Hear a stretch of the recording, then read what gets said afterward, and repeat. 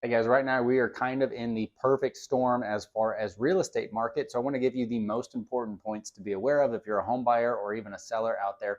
And this is being made in September of 2025. The first thing for the buyers is that we are right now in a 10-year inventory high. And that is meaning that you have a lot of ability to ask for things like sellers to cover your closing costs, possible price reductions, maybe some repairs get negotiated in there. It makes it even more important for you to have a professional realtor in your corner. Having your cousin who is on their fourth or fifth deal is not always the best choice, especially because it could be leaving 10, 20, $30,000 in some cases on the table. So make sure you have the proper professional negotiator that's helping you out. As far as mortgage rates, we just dipped into the fives, and this is on 30-year mortgages. On 15-year mortgages, it's very easy to actually get into the fours right now. Secondly, if you're doing a 30-year note and you can get those seller concessions, a buy down can actually start your mortgage and your payment based off something in the fours. In some extreme cases, something down into the threes.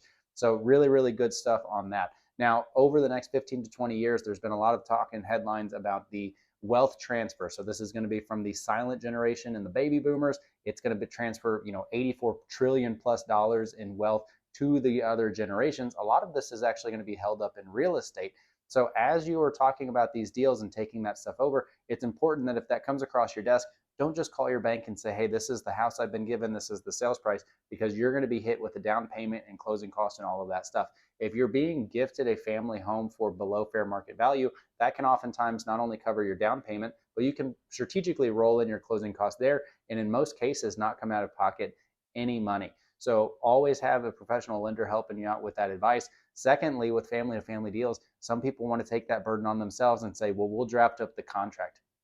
When it's family deals like that, you do not want to get sideways, obviously. It makes Thanksgiving awkward. I always recommend having a realtor help you with the contract drafting, explaining the paragraphs, who's responsible for what, to make sure it's equally and it's in the favor of both parties, because you don't want to take advantage inadvertently of the other party, right? So hope that's a helpful tip. If you have questions for your specific scenario, feel free to give me a call. All my contact info is in the link below.